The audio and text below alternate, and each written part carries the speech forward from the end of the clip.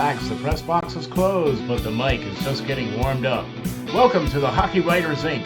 Join your host, Ron, as we talk all things Philadelphia Flyers and Lehigh Valley fandom.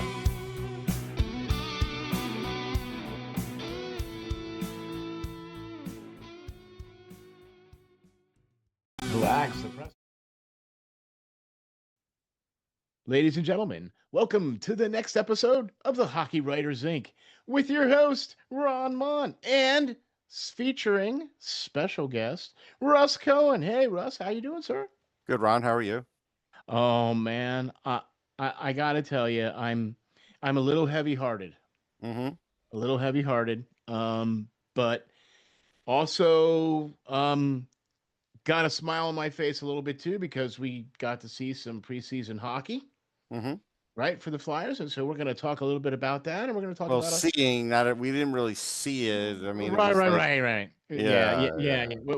We the aftermath we got to see, but yeah, yeah. Anyway, but there was a preseason hockey game that yes, happened between the Islanders and the Flyers, and yes. surprisingly, there was quite a few of the Flyers that were playing in that game, and quite surprisingly, some Islanders that were playing in that game. So I was quite surprised to see the list of folks that were playing in that game. You know what I mean? So, Oh, yeah, yeah. um, Listen, they want to start off the season right.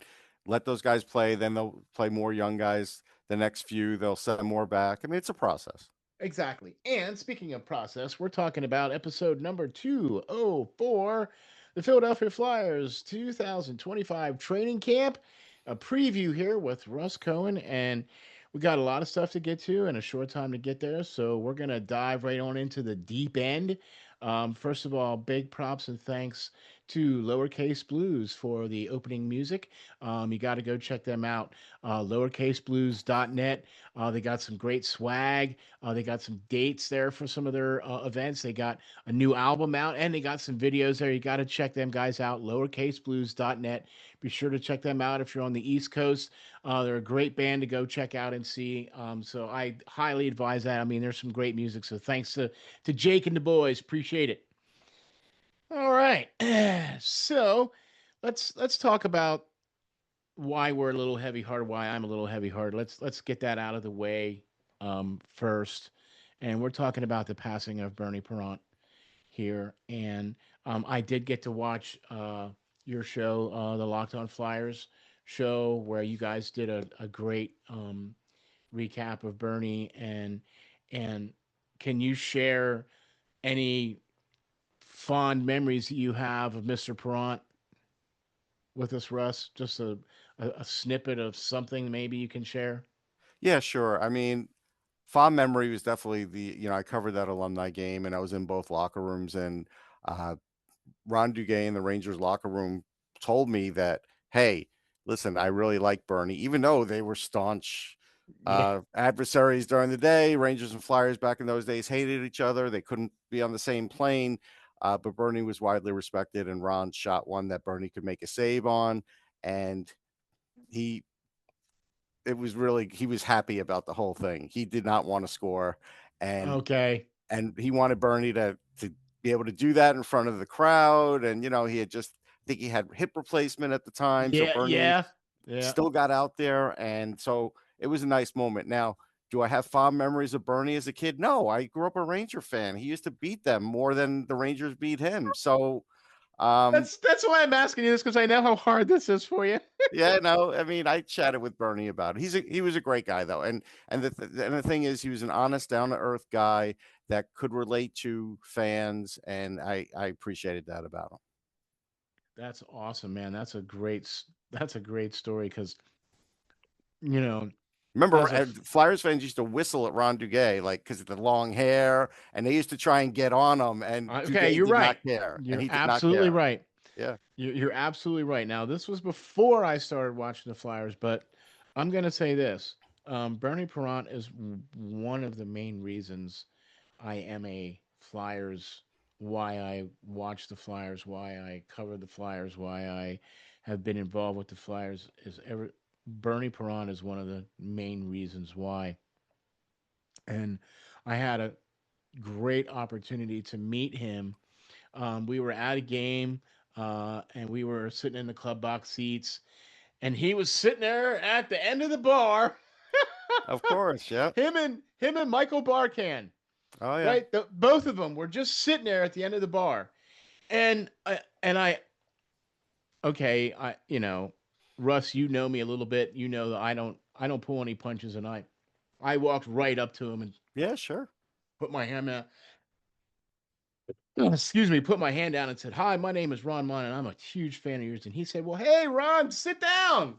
And we just sat there and jawed for like 10 minutes. That's awesome. Just talking, you know, what he's doing about, you know, the impact that he has on Philadelphia, his great amount of charity work that he's Oh yeah. done. I mean, him and the Ed Snyder Hockey Foundation, he was at every event that they did. He Oh was yeah. there for hours afterwards, signing autographs, taking pictures. I mean, the man is just one of the reasons why you have to be, if you are a Philadelphia Flyers fan, he is one of the reasons why is because of Bernie Perrant. So Yeah. I mean, what really got me besides Bernie is within the last since September 5th, Ken Dryden, Eddie Jockman, and Bernie Perrant all passed away, and they were three of the greatest goalies I've ever seen play in my life.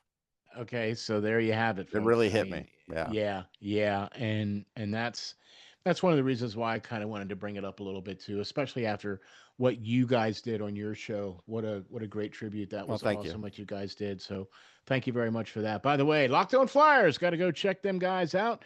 The great Russ and Rachel, the great team over there, man. They got great interviews, great coverage. They are on top of things. Go check it out. Locked On Flyers, for sure, for sure. Okay, so like I said earlier, we're in training camp, and we got Rick Tocchet now with instituting the Rick Tocchet camp, and I watched the press conferences that he's done, Hmm. and I really impressed with his approach to the game and the things that he's saying with the talent that's on the team. He's talking about not giving away the puck, teaching the guys to not give away the puck. And that's, as far as I'm concerned, contrary to what he has done in the past. His systems he's run in the past has all been a dump and chase type of system. And he's saying exactly the opposite of that. Well, not exactly the opposite. He did preach puck possession. He always has. I think there was a fine line between what you're talking about and what he is doing now. I Okay. I actually saw him more for the puck possession, so I think he did change that. Um, they have some players that definitely can do this, but then they have some players that give up the puck. You know, someone like Owen Tippett's good at getting it in the zone, but a lot of times doesn't hold on to it, even with Yeah. his size. So I think there's some players that could really benefit from it. And no surprise he was going to talk about it, but he really talks about the defenseman bringing the puck up the ice and doing that. And the Flyers defenseman really didn't do much of that last year. Travis Sanheim tried to kind of fill the gap. Cam York could bring the puck up the ice, but then after kind of loses it. Jamie Yeah. Drysdale was up and down with it. A Same. lot of these Yep. guys were. So I think that's something that's big. Now, I did a little digging from 2 years ago. I didn't want to count last year for Vancouver because it was just a bad year for them. Yeah, I They had agree. all kinds of dissension in the locker room. It was Plus, it they was had bad. injuries and everything else. Yeah, So, so I right. just but the year before when they were a playoff team, I looked it up and they had their top pairing had around 724 shot attempts Ooh, just from the wow. defense core. And so that's Wow. Quinn Hughes and Philip Hronik. And so now the Flyers don't even have three guys that would equal that, even in their best years. Like if you counted Sanheim, Drysdale, York, they wouldn't even not do even that. not even close. And so to me, it's like they've got to shoot more, and then the other guys have to corral the puck and make things happen or be around the net.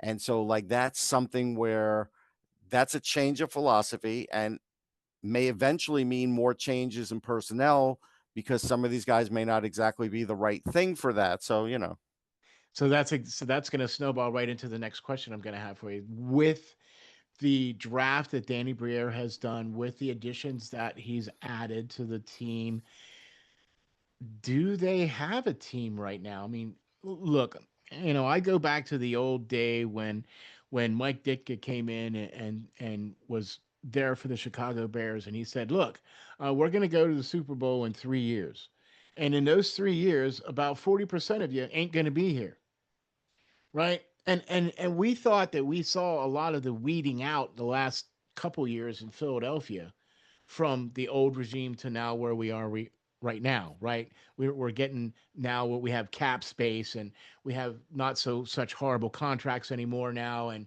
we have we're restocking the prospect corral, and we're checking off those boxes that we didn't have back in a couple years ago. Right. You know what I mean? And so, do we have those players? Right now, how many do you think of those players are going to stick around that we have right now that they're putting out on the ice right now? Well, I mean, Travis Konecny's contract makes him stick around, so he'll definitely be one of them. Oh yeah. No, I mean, it's just that's a fact Right. of life. Right, But right, I still right. think he would be, but he'll be there. Travis Sanheim will be there based on him and his contract as well. Right, right, right. Cam York's up in the air. Jamie Drysdale's up in the air. Trevor Zegras is up in the air. Uh, all the guys that they drafted presumably will make it. Of course, there'll be a percentage that won't, but I mean the bigger names. So, if they're getting two a draft, maybe one they get lucky and they get three or four. You always need a draft where you get three or four, and the Flyers have not had that kind of luck really. Not lately. So that's even if you feel like they have a good cupboard of players, it could be better. And Always. so, yeah, I think out of the team that you have now, there's probably 6, 7 players that will stick, and then there's going to be more turnover. Like that's Yeah. just inevitable. Yeah. And I also kind of like what Danny Briere said in his press conference as well too, that he's not looking to make any moves that's going to be like, oh, it's just going to be a band-aid for right now. If he can make Well, a that's not move, true though, because okay, but Christian that's Dvorak is a band-aid for right now. That's exactly what he okay. is, and he paid a lot for that band-aid. All right. Well, then Like that's a fact. okay, but he said that he's trying to build for the future He because is, he, but you still have to know, field the team today too. okay, and so that's what I wanted to get to, Russ. You still have to put a team out on the ice right now, Right. right? And he was So, going to come up short on centers. yeah, okay. Man, it's okay, and I agree with that I'm not, I'm 100%. not giving away a state secret. This has been No, right, the exactly, issue for years now. exactly, and it still continues to be an issue. Yeah. Yeah, and there's still now they addressed Until it. these guys make it and play and Yeah, are solidified, it's not solved. It's not right. even close to solved. Nope. And they tried to address it this past draft too, where they tried to Sure. I get some mean, centers and bigger guys even too, and guys with character and grit and everything yeah, else. yeah. They did it differently than I thought they were going to. So they addressed the center after they got Porter Martone, and it's like, okay. I mean, I like Porter Martone a lot, but Jack Nesbitt, we've talked about him at length already. But the Right. point is, do they still have a number one center in the system? They may not. That's just the Yeah, reality. I agree. And so even if they get one in this draft, best case scenario is that guy's, a Flyer in 2 years, 3 years. Best case scenario. Right. That's really rosy, as we know what happens with prospects. So, but now you could survive with number twos. You can. Again, You're gonna Jet have Luchenko, to though. yeah, Jet Luchenko's presumably a two, but I don't think he's ready this year, as we've talked about. So, Right. I don't need to see preseason games. I would rather have him go to the AHL and Yeah. prove that he's not an AHLer. I think people Okay. forget that process of it. It's like you could have a player try and prove he's an NHLer, and then, like I said, you don't want him to just survive. You want a guy to Exactly. thrive and do everything Exactly. that he does and did at juniors and and possibly even better. So that's why you want to prove a guy to prove that he doesn't belong in the AHL. That's what you want. And there's a difference there. There's a nuance there. And so that's where I'm at with him and Perfect. Bonk, Yeah. and Gurbenkin. I Yep. know Grebenkin has these moments where he looks good. He also has these moments where he's He having doesn't. turnovers Right. and indecision. And so, Right. like, why would you want that mixed bag? Yes, the good part's good, but that's not going to help him down the line. I You want agree. him to be better than that. And I so agree. you have to, that's why guys like Rodrigo Abels could possibly fill in, Carson DeWart when he's healthy. That's why you have those guys to Yeah. kind of fill the pipeline, but also DeWart was a little older, so he was a guy that was going to get there first. Doesn't mean he'll be there in 3-4 years. You don't know. That's up to Right. him. Right. But that's why you do things like that, and so let them become like a great team in Lehigh and gel together, and then you worry about where they're playing in the NHL. Like I think sometimes you know people have it backward.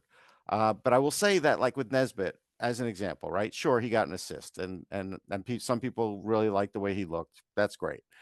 He was also 3 for 10 on faceoffs, and he's a Right. center. And so, like, and again, we have to remember some NHLers played in this game. It wasn't 100% Right. NHL lineup. Correct. So yeah, he's going up against some guys that are stronger, and that's fine. And he could do it the next game too. And I said I'd give him 2 or 3 games, and then I'd send him right back. I don't want to hear the hype that, oh, could he make this? No, there is no hype that he can make the team. He's going back. He should go back. It's not like he's one of the best players in junior hockey. He hasn't even made a world junior team yet. So, like, let's see if he could do that. How about that? I mean, Russ, I mean, you're taking the words right out of my mouth here, to be honest with you. I love the fact that the Flyers are making a concerted effort to make Lehigh good. Yes, that's what they're doing because I think they finally realized, Yeah. okay, we like Ian LePerrier, but things just aren't progressing fast enough here. Right. And yeah, John Snowden's going to help that for I sure. agree. I agree. I agree. And the fact that he already was part of the team and system already. He Yes, knows a lot of the guys. He he already does. He, knows a he lot knows of their pluses, he knows their minuses. right.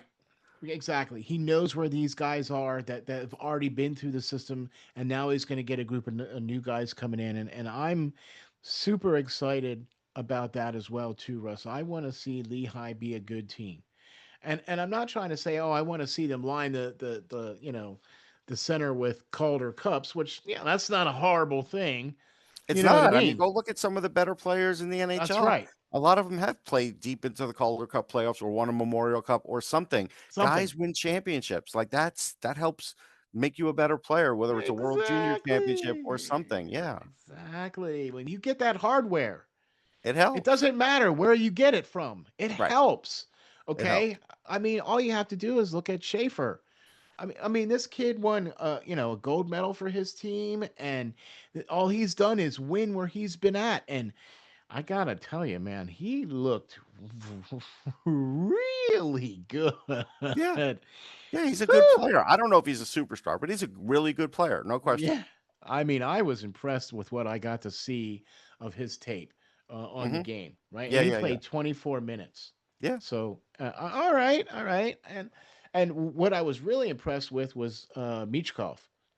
Hmm. I thought he looked a lot more organized. Yeah. I think he's a better game Uh, plan in his head. I think that's yeah. fair. Okay, he looked a little bit more like he knew where he was going and what he was doing, Yeah. instead of just relying on talent to do stuff. Like he actually had Right. purpose. Yeah. I think that's fair. And I think that's going to show up this year, and that's important. Yeah, he's going to have a good year. There's no question. Okay. Okay. Now we talked about it on the last show, and goaltending didn't do that horrible against the Islanders. Now, like we said, it was kind of a mixed bag. There wasn't really a full NHL roster on either side. Hmm. You know what I mean? And so, I got to be honest with you. There's a Prospect Watch alum on the team now too, Yanif Peretz. Hmm. Right. And man, I just want to see him get between the pipes just one game. You think we'll see that? Maybe I you don't think? know. I don't know. Okay. I will say this though. Kolosov was pretty good. Yeah. He still out of that game comes out with an 880 save percentage though, which I said somebody has to hit 9 at the baseline and possibly get to like 905, 910 before they could really say they've cured this problem. And Bjarnason did well, so that's nice. Uh, Right. That's what I like to. Yeah. but he needs a lot of time in the AHL. But this game he was fine, and that was good. I don't care. I don't count shootout goals. That's a whole Yeah. different animal. Do you think that that's what we're going to see now that they got rid of Fedotov? Now we're going to see uh, One more Bjornsson round of Kolosov and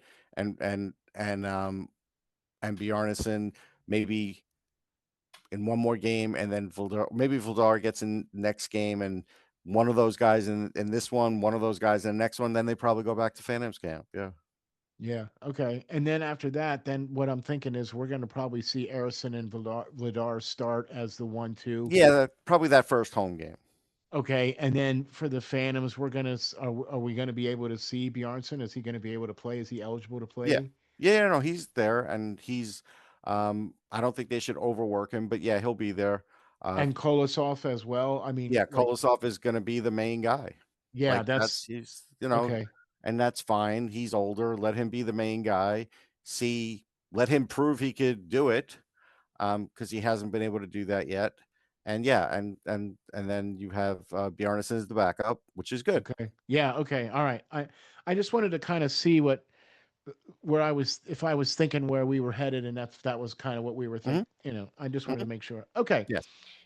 All right. Well, man, I got to tell you what.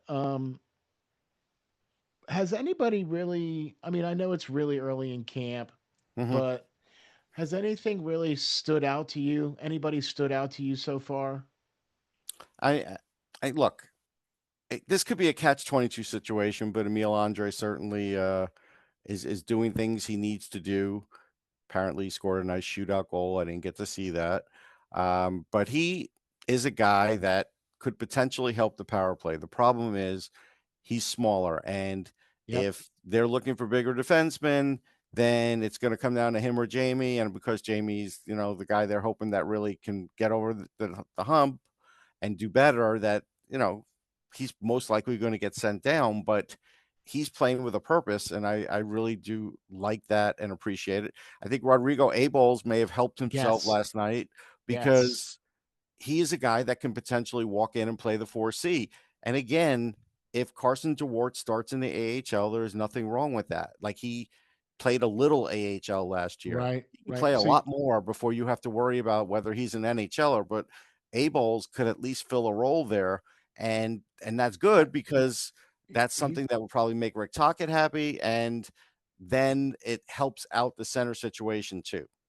and he's good in the dot too. He is. He's good in the dot. He'll go to the net a little bit. Yeah, So, I like his game. yeah, no, I do like his game. It's a very simple game. It's not like he's a terrific player. He's a good role He's player. a 4C. That's a Yeah, perfect role for that's him, right? that's what you need. So Okay. I think he's looked good. Cam York looks good in the sense that, he has his puck moving down, his defensive game down. Is he going to get that power play time? I don't know. He should get a look, but I don't know. And he does need to prove that he can hit the net more, because even at 5-on-5, like his shooting percentage just needs help. Yeah. But everything else in his game is good. Okay. So we'll see. They use Travis Sanheim on the power play. I don't think he's a power play guy.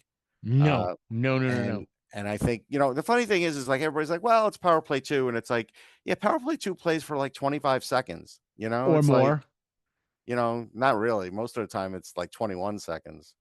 Most of the coaches go a minute and change with I that first get you. power play. I get you, but I mean So sometimes they come in like I've seen they them could already come start with in the second power play that sometimes when the first right. one's flat. That's when they can Right. get more time.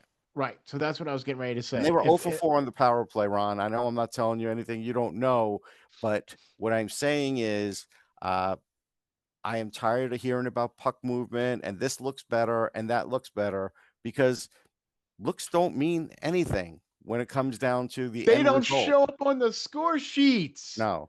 And so, like, right? I've heard it all in press conferences. I hear it all the time. Well, we like our puck movement. We like this, and this was going, and that was going. And it's like, Great. unless the puck's going in, that's the value I like to see.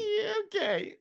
So that's the big thing. And so I feel like, and again, I thought I had proven that Sean Couturier really isn't a power play guy, but he's going to be on the power play for a little while. I just don't think it's a good idea anymore. I Ah, think there's man. better uses. I think Bobby Brink even being on power play too, he's proven like the last season I and change agree. that his power I, play has fallen off. But listen, Rick Tocchet said that Danny Briere and Keith Jones have given him some recommendations for lineup stuff, and for at the beginning he'll listen. And I think Danny is trying to get Bobby Brink in on that power play to get his money's worth out of him. And listen, Brink had a decent season yeah, in his draft year. I thought more of him than what he's doing now, and so agreed. I feel like he hasn't fully developed, but he's Agreed. running out of time, and Agreed. that's just a fact. So I think that's something that they're doing, but I think that they may find.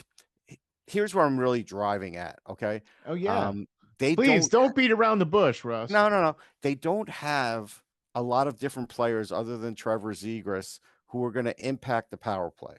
So having a lot of the same guys as last year is still a lot of the ingredients in the soup, as you would like to say, and would understand. If a recipe is a bad recipe, it's not like anything one thing is bad. It's just like maybe there's too much Oh, salt, maybe there's too much pepper. So you have to start experimenting with some of these guys away from the power play because they were a part of a bad power play, just like you could have a bad recipe. so that's such a perfect analogy. And look, let's face it, the Flyers need to do something with this power play. That has to be a marked improvement this season, Hmm. as far as I'm concerned.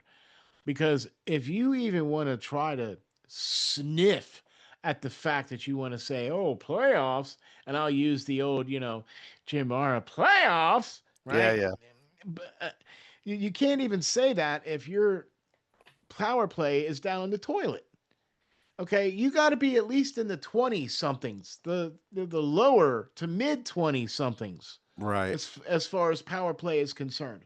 And last 3 or 4 seasons, they have not been able to get out of the basement, and so that has to be markedly improved as far as I'm concerned.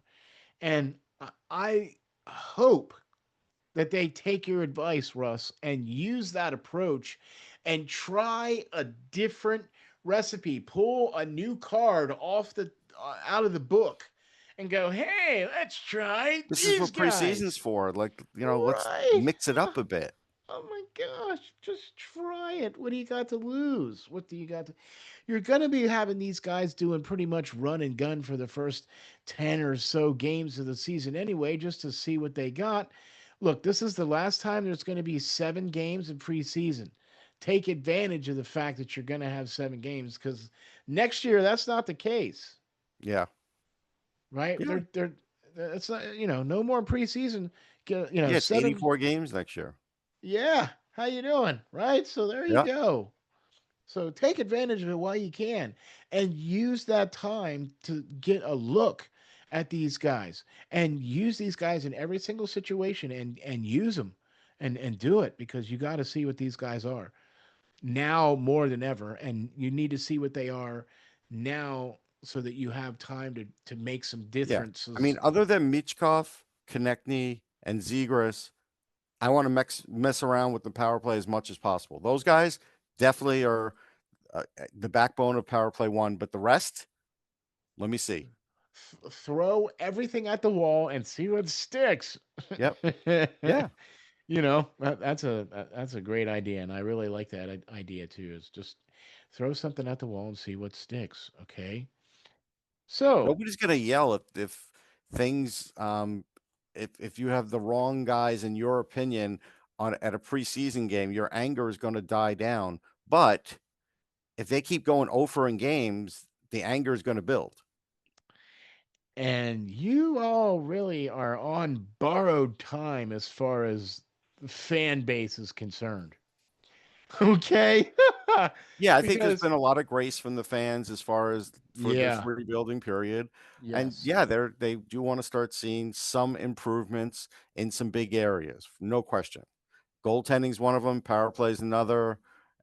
to me, scoring now this year. They're not scoring a lot. They scored 1 goal in the scrimmage, and then they scored 2 last night, and this isn't a big goal output. No, and with some of the quote unquote talent on paper, there should be a lot more goals going in, and there should be a lot more, games should be a lot higher as far as scoring is concerned. So, all right, I think we covered quite a lot on this one, Russ. What do you think? Yeah, I think so. But just to prove that point, I mean, the Rangers had 5 goals, Nashville had 5 goals, Columbus had 4 goals. Um, Columbus had 4 goals. There you go. yeah, I mean, I'm just looking at different Seattle had 5 goals, you Yep. know? I Yeah. mean, so you wanna see a little of that. Exactly. But and you also want to see the other team not doing that to you. Right. Well, I think they did that part. So they did that part right. Right. Um, but I do think, yeah, I think you wanna see a Get some little of bit that of scoring output there. Yeah, a little bit. you wanna get like a 5-goal game. You wanna see, even if you lose 6-5, I mean, it's not gonna be great, but it depends who was playing, everything's in context. It all depends. Look, we all know what happens with scoring. When you start scoring, it just makes everything better for It everybody does. concerned. Okay. And that just gives everybody else all the way down the pike stats and warm fuzzies and, whatever you want to call it, right? Yep. Confidence Yeah, it's and all confidence, that. it's a vibe. Exactly. Exactly. Let him go, man. Let him try and score. I mean, why not? What do you got to lose at this point? So, well, thank you very much, Russ, for hopping on, man. Well, I You're really welcome. appreciate this. I can't even begin to tell you how awesome this is to be able to sit here and chat Flyers with you here once again. So, can you tell the folks where we can find all of your great stuff, from the books that you write to Mhm. all the shows that you do? Which, I mean, gosh, we're getting quite a long list here now, ain't we? Yeah, it's a long list. You could just search me at Just Amazon. Google them. Just Yeah, Google them. Google me. You could search me at Amazon.com or sportsology.com or NHLdraftbuzz.com, off the post. And there's many other things. But yeah, if you Google me, you'll see a lot of other things. Exactly. And like I said, we are so super awesomely lucky to be able to have Russ here joining us on the show. So thank you very much, sir. I really You're appreciate. welcome. Yep, thank you very much. So, thank you very much for Spreaker for getting us out to all the podcasting platforms out there. All you have to do is type in the Hockey Writers Inc., and we will come up, give us a 5-star rating, and that would be great. Thank you very much for that. Thank you very much for Russ to join us on the show. And I'm your co host, Ron Mont, and we will catch you all on the next episode of the Hockey Writers Inc.